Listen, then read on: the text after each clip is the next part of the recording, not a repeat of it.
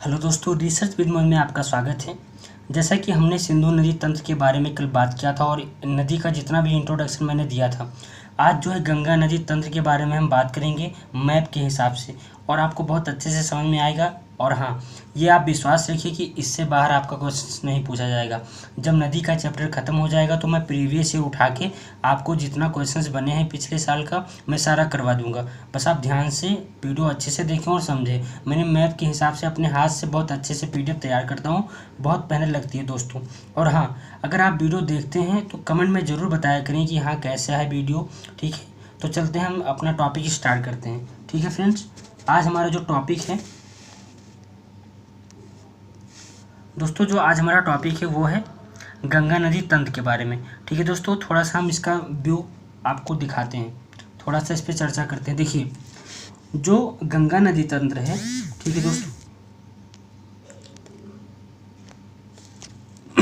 दोस्तों जो गंगा नदी तंत्र है मैं आपको थोड़ा सा इस पर बताता हूँ कि इसमें देखिए, एक मिनट फ्रेंड्स, देखिए जो गंगा नदी तंत्र है वो एक नदी यहाँ से आई है। अब मैप के हिसाब से आप समझिए, एक नदी इधर से आई है, ये है भागीरथी नदी। ठीक है दोस्तों, और ये अलकनंदा नदी, यहाँ आपको दिख रहा होगा अलकनंदा नदी, और ये है भागीरथी नदी। भागीरथी नदी कहाँ से निकलती है? ये गौमुख हिमानी से, गंगोत्री हिमानी से निकली, यानी गौमुख गंगोत्री हिमानी से निकलती है। और जो अलकनंदा है वो कहाँ से निकलती है? सतोपथ हिमानी से निकलती है। ठीक है दोस्तों, तो ये नदियाँ जब आगे आती हैं तो यहाँ कहाँ मिलती हैं? देवप्रयाग में मिलती हैं। ठीक है दोस्तों, ये देवप्रयाग में मिलती हैं और इसी को वहाँ क्या नाम देते हैं? देवप्रयाग नाम देते हैं। यानी कि अलकनंदा और भागीरथी नदी का संगम से गंगा नदी बना है। ठीक है दोस्तों, मैं आपको समझाता हूँ, थोड़ा सा व्यू देता हूँ। देखिए ध्यान दीजिए, यहाँ से भागीरथी नदी आई, यहाँ से अलकनंदा नदी आई, और जहाँ ये दोनों मिले उसको क्या बोलते हैं? देवप्रयाग बोलते हैं। और देवप्रयाग से जब दोनों नदियाँ मिलके आपस में आगे बढ़ती हैं तो उसे गंगा नदी कहते हैं। ठीक है, तो गंगा नदी का कौन कौन सा नदी सोर्स है? भागीरथी नदी, अलकनंदा नदी। ठीक है दोस्त, ये आपको समझ में आ गया गंगा नदी तक। अब थोड़ा सा मैं इसका व्यू आपको देता हूँ। देखिए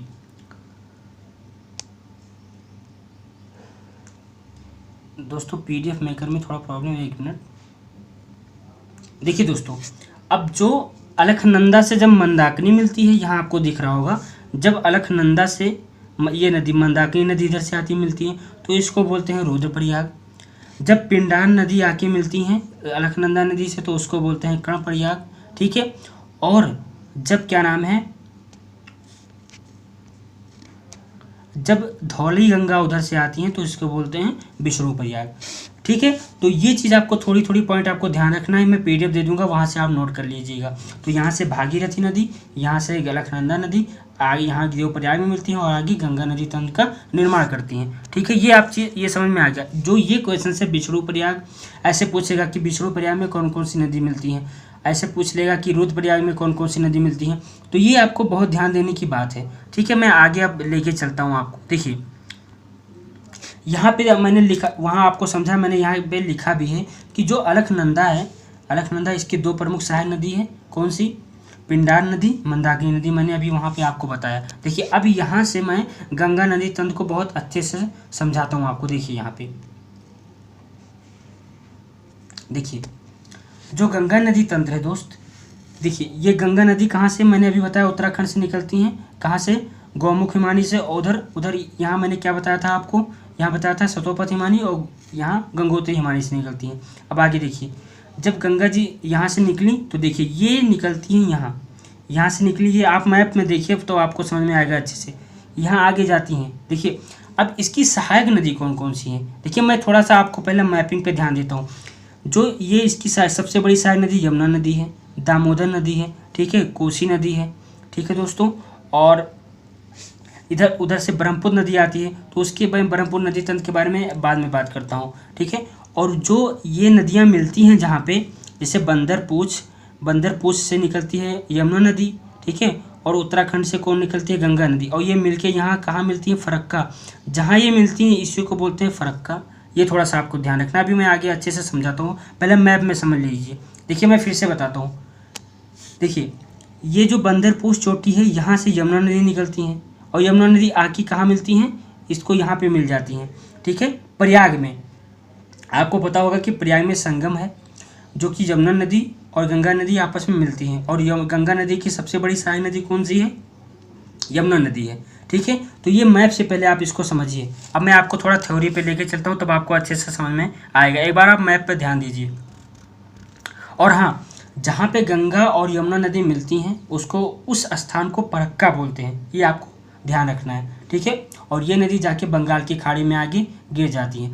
अब मैं थोड़ा सा आपको व्यू देता हूँ। देखिए, जो गंगा नदी की सहायक नदियाँ हैं वो कौन कौन सी हैं, ऐसे पूछ लेगा कि गंगा नदी की सहायक नदी निम्न में से कौन सा नहीं है, तो कोई आपको अलग नाम दे देगा और इसमें से कोई 3 ऑप्शन उठा लेगा। इससे क्वेश्चन एसएससी में पूछे जाते हैं और पूछे भी गए। देखिए, जो गंगा नदी की सहायक नदियाँ हैं ये यमुना नदी है, कोसी नदी है, सोन नदी है, गोमती नदी है, दामोदर नदी है, घाघरा नदी है, गंडक नदी है और रामगंगा नदी है।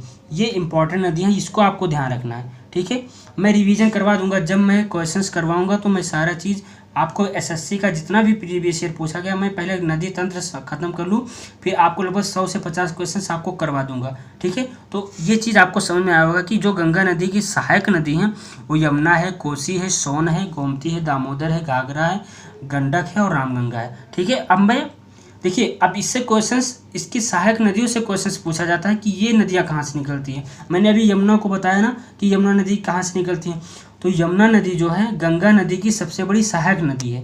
ठीक है, देखिए, जो गंगा नदी है ये यमुना नदी की सबसे बड़ी सहायक नदी है। सॉरी, उल्टा हो गया।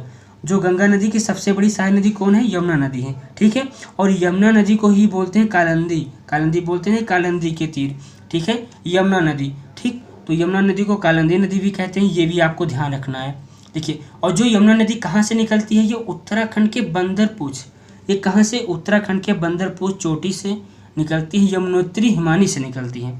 ठीक है, ये चीज़ यमुनोत्री हिमानी से निकलती हैं। ठीक है, अब मैं इसको थोड़ा सा आपको ध्यान देता हूँ। देखिए, ये यहाँ से क्या निकला, यहाँ से गंगा, उत्तराखंड से कौन, यमुना नदी निकली ना, ये देखिए मैप से यहाँ निकली यमुना नदी। अब इधर से कौन, इधर से चंबल नदी यहाँ से आके इसमें मिलती हैं, इसमें आके क्या नाम है, हरियाणा में जाके भोपाल से निकलती है कौन सी नदी, बेतवा नदी, और ये केन नदी आके मिलती है और ये आके जाके गंगा नदी में मिलती है। मैंने यहाँ मैंने छोटा सा व्यू दिया है जो कि मैंने मैप में वहाँ पे समझाया है। ठीक है, तो ये चीज़ आपको ध्यान रखना है। अब मैं थोड़ा सा जितना भी नदियाँ इसके बारे में अच्छे से विस्तार से बात करता हूँ। देखिए, जो कोसी नदी है ये बिहार की कोसी नदी क्या है, ये कहाँ से निकलती है, नेपाल में हिमालय से निकलती हैं। जो कोसी नदी हैं ये नेपाल में हिमालय से निकलती हैं और बिहार में प्रवेश करती हैं। ये कहाँ से, देखिए ऐसे पूछ सकता है कि कोसी नदी कहाँ से निकलती हैं, तो बिहार, ये हिमालय से निकलती हैं लेकिन कहाँ प्रवेश करती हैं, बिहार में प्रवेश करती हैं। और ये प्रायः मार्ग बदलने के कारण, जैसे मान लिया ये देखिए यहाँ बिहार में प्रवेश करी तो कभी इस मार्ग से निकल गई, कभी इस मार्ग से निकल गई, तो इसलिए वहाँ पर बहुत सारा फसलों का नुकसान होता है, जिससे इसे बिहार का शोक नदी कहते हैं। पूछ लेगा कि बिहार का शोक नदी कौन है, तो आपको ऑप्शन दे देगा कोसी नदी, तो कोसी नदी ही वो सही होगा। और हाँ, ये गंगा नदी में कहाँ पे मिलती हैं, आपको बहुत छोटी छोटी पॉइंट याद रखना क्योंकि यही क्वेश्चन पूछता है। ये जो गंगा नदी है ये कटिहार में मिलती हैं, कटिहार में, गंगा से कहाँ मिलती है, कटिहार में मिलती है। कटिहार का नाम आपने सुना होगा। कटिहार कहाँ पड़ता है, ये भी आप क्वेश्चन बना सकते हैं, बिहार में है। ठीक है, तो आपको कोसी नदी के बारे में पता चला। ठीक है, अब देखिए, अब मैं दामोदर नदी पे बात करता हूँ। दामोदर नदी, देखिए दामोदर नदी क्या है, ये भी गंगा नदी की सहायक नदी है। ठीक, जो कि झारखंड से छोटा नागपुर पठार, ये यहाँ आप देख सकते हैं, झारखंड छोटा नागपुर पठार से निकलती है और पश्चिम में बहते हुए हुगली नदी में जाकर मिल जाती है। ठीक है, ये कहाँ मिलती है, हुगली नदी में जाकर मिलती हैं। और बंगाल का इसको अभिशाप कहते हैं। किस नदी को बंगाल का अभिशाप कहते हैं, तो दामोदर नदी को बंगाल का अभिशाप कहते हैं। ये आपको ध्यान रखना है। ठीक है फ्रेंड्स,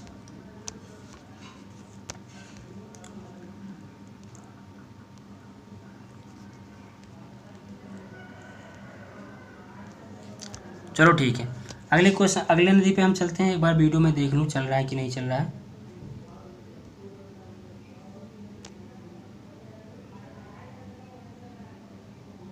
ठीक है फ्रेंड्स, देखिए अब क्या है सोन नदी। सोन नदी पे हम बात करते हैं। जो सोन नदी है ये एमपी से मध्य प्रदेश के अमरकंटक स्थान से निकलती है और उत्तर की ओर पटना में मिल जाती हैं। ठीक है दोस्तों, बहते हुए पटना में मिल जाती हैं। और सोन नदी और यमुना नदी जल विभाजन कैमूर की पहाड़ियों से होता है। ठीक है दोस्तों, और सहायक नदियों में घाघरा जिसे सरयू के नाम से जानते हैं और गंडक नदी जो गंडक नदी है गंगा के बाएं तट पर आकर मिलती है। ये चीज़ आपको समझ में नहीं आया होगा, मैं अभी आगे चल के आपको थोड़ा सा इसको मैप से समझाता हूँ। अभी आपको इतना ही याद रखना है कि जो सोन नदी है ये एमपी के अमरकंटक पहाड़ियाँ से निकलती हैं। ठीक है दोस्तों, और उत्तर की ओर बहते हुए ये किस में मिल जाती हैं, सोन नदी यानी यमुना नदी में मिल जाती हैं। ठीक है, देखिए मैं थोड़ा सा इसको अभी व्यू आपको देता हूँ। देखिए इसमें कहने का मतलब क्या है कि कुछ क्वेश्चंस ऐसे पूछे जाते हैं, जैसे मान लिया ये गंगा नदी तंत्र यहाँ से निकली, मैं आपको ये बना के बताता हूँ। ये गंगा नदी तंत्र है, यानी गंगा नदी आके ये बह के बंगाल की खाड़ी में गिर गई। लेकिन ये पूछता है कि जो इसके बाएं तट पर कौन कौन सी नदियाँ हैं। जो इसके बाएं तट पर ये गोमती है, गंडक है, घाघरा है, कोसी है।